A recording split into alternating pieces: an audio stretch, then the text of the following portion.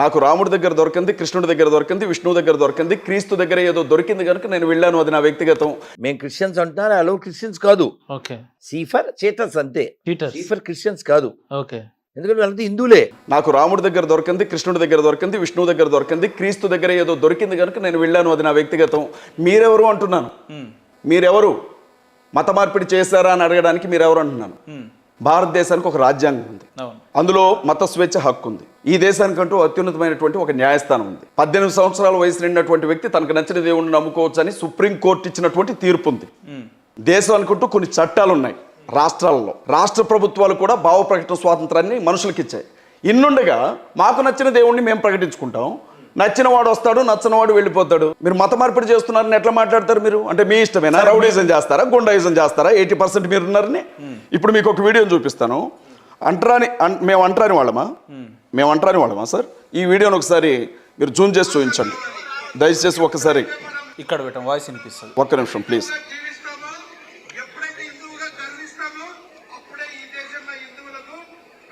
Sir ఒకసారి దయచేసి ఈ వీడియోని చూపించండి నేను మాట్లాడడానికి ముందు.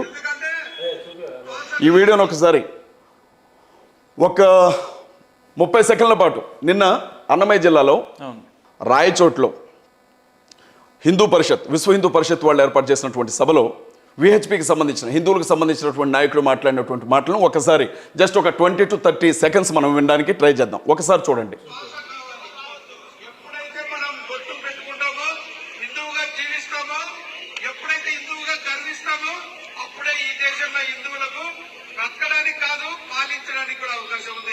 ఎందుకంటే హిందువులందరినీ సమానంగా చూడటం వల్ల హిందువుల చేతగంతలం అనుకుంటున్నారు.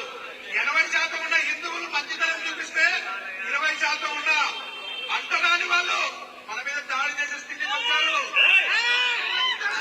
ఎవడు సార్ అంటరాని వాడు? అంటుకోవడానికి అర్హత ఎవడుకుంది ఈ దేశంలో? అంటరాని వాళ్ళు ఎవరు? ఏ సంవత్సరంలో ఉన్నాం? ఏ శతాబ్దంలో ఉన్నాం? ఏ సెంచరీ ఇది? ఎక్కడ నిలబడి ఏం మాట్లాడుతున్నారు? భారతదేశంలో 20% ఉన్న అంటరాని వాళ్ళు అంటున్నాడు. హిందువులు కాకుండా మిగిలిన వాళ్ళు ఎవరు ఇక్కడ? క్రైస్తవులు, ముస్లింలు, హిందుత్వంలో నుంచే బయటకు వెళ్ళిపోయినటువంటి దళితులు. వీడు ఎవడు సార్ అంటరాని వాళ్ళు అనడానికి? వీడికి ఏం హక్కు ఉంది అంటరాని వాళ్ళు అనడానికి? ఏం మాట్లాడుతున్నాడు వీడు?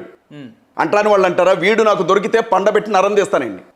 నా ధర్మాగ్రహం అది. పండబెట్టి నరం తీస్తాను. ఈ నా కొడుకు నాకు దొరికితే పండబెట్టి నరం తీస్తాను వీడు దొరికితే. అంటరాని వాళ్ళు అన్నందుకు. అజయ్ గారు మీరు పాస్టరా లేదంటే పాస్టర్ రౌడీనా? మీరు నేను ఈ రకంగా మాట్లాడుతున్నారు. ఒక విషయం చెప్తాను. విమర్శలకు ప్రతి విమర్శలు చేయండి. ఎట్లా చేస్తా? అంటరానితనం ఏంటి సార్?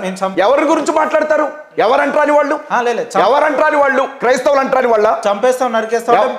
మీరు అంటరాని వాళ్ళని అంతకంటే ఎక్కువ చేస్తున్నారు. బైబిల్ మీకు ఇదే అంటరాని వాళ్ళు అని అంతకంటే ఎక్కువ చేస్తున్నారు. బైబిల్ ఇదే అంటరాని వాళ్ళు అని చెప్పి మీకు హిందూ ధర్మాలు అవే నేర్పాయా? భగవద్గీత మీకు అదే నేర్పిందా?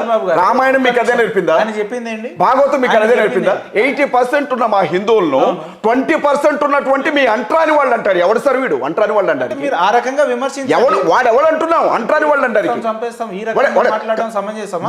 మీరు మమ్మల్ని భావోద్వేగాలతోనే చంపుతున్నారు. అంటరాని వాళ్ళు ఎవరు సార్? అంటరాని వాళ్ళు ఎవరు అని అడుగుతున్నాను. ఎవరు అంటుకోవాలి మమ్మల్ని? వాడు మమ్మల్ని అసలు అంటుకోవడానికి అర్హత లేదు వాడికి. ఫస్ట్ మాట్లాడితే మమ్మల్ని అంటరాని వాడని ఎలా అంటాడు?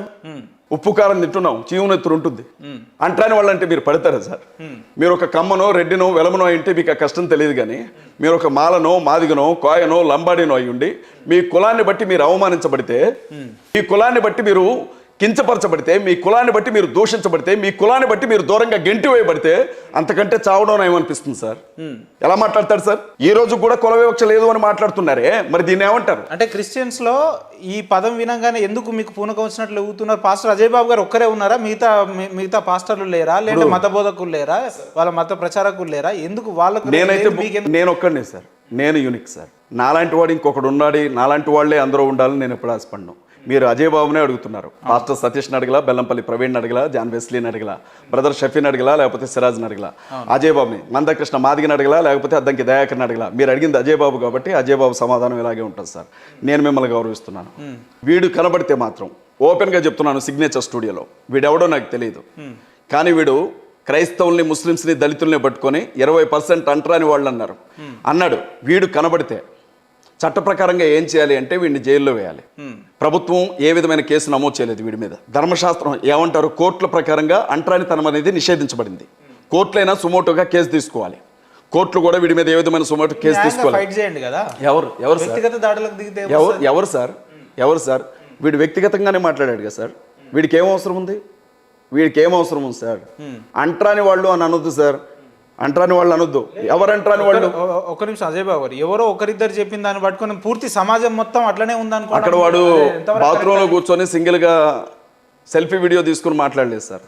వీడి పక్కన ఒక జనసమూహం బ్యానర్లు పట్టుకొని ఎలక్ట్రానిక్ మీడియా, ప్రింట్ మీడియా ముందు ప్రజలందరూ చూడాలని వీడు మాట్లాడితే, ఏం మాట్లాడుతున్నావా నువ్వు, తప్పు కదా నువ్వు మాట్లాడేది అని అన్నారా జనం ఏమన్నా?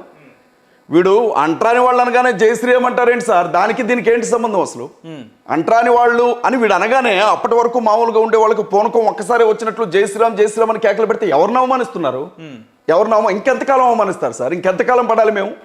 ఇంకెంతకాలం పడాలి చెప్పండి? నేను పద్ధతిగా మాట్లాడతాను సార్, నోటి నుంచి ఒక బూత్ రాదు, నోటి నుంచి ఒక తప్పుడు మాట రాదు, చాలా నీట్గా మాట్లాడతాను. నేను ఒక అడ్వకేట్ని, నేను ఒక లాయర్ని, మీతో చాలా నీట్గా మాట్లాడతాను. ఇంకెంతకాలం పడాలి చెప్పండి మీరు? ఎందుకు పడాలి మేము?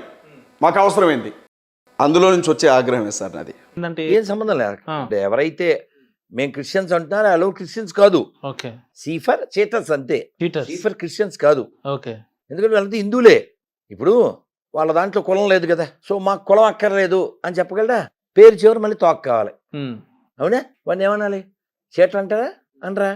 ఇప్పుడు మొన్న తిరుమలలో వాడు ఎవడో రాజశేఖర్ అంట, ఉద్యోగం ఏమో హిందూ పేరుతో, సర్టిఫికెట్లో హిందూ, సర్టిఫికెట్లో కులం, ఉద్యోగం వెంకటేశ్వర స్వామి దగ్గర సొమ్ము జీతం. వీడు పేదన ఎక్కడ? చర్చిలో. వీడిని ఏమంటారు? చీటర్ అంటారా? అనరా? అవునా? వాడి మతం పుట్టిన చోట లేనిది వాటరు, వాడి మతంలో లేనిది మ్యాటరు, వాడు అయ్యింది cheater. You can understand later, అంతే. సో కాబట్టి మనం వారి యొక్క అవినీతిని వ్యతిరేకిస్తున్నాం, వారి అధర్మాన్ని వ్యతిరేకిస్తున్నాం, వాడి ఆరాధన మనం వ్యతిరేకించట్లేదు. ఇది గమనించాలి. ఆరాధనాన్ని మనం వ్యతిరేకిస్తే మన సంస్కృతి సాంప్రదాయాలు గొప్పతనం మన వాళ్ళకి చెప్పుకుంటే సరిపోతుంది కదా, వాళ్ళని వ్యతిరేకించాల్సిన అవసరం ఏముంటుంది అనేది. ఇప్పుడు ఇక్కడ అరటిపళ్ళు పెట్టాను, నీకు ఇచ్చాను ప్రసాదం, తిని తొక్క ఎక్కడే ఇస్తావు? డస్ట్బిన్లో వేస్తాం. డస్ట్బిన్ ఉంది, ఇక్కడే వేస్తే ఇంకో అరటిపండు తీసి ఇంకో తొక్క మీద వేస్తాం, అంతే. నీకు బుద్ధి రావాలిగా. ఇప్పుడు కొన్ని సామెతలు వాడకూడదు, కానీ పిలిచి పిల్లనిస్తే అని సామెత ఉంది, మిగిలింది ఎవరో ఒకరు పూర్తి చేస్తారు కింద కామెంట్లో. అలా ఉంటుంది అన్నమాట, అలా ఉంటుంది.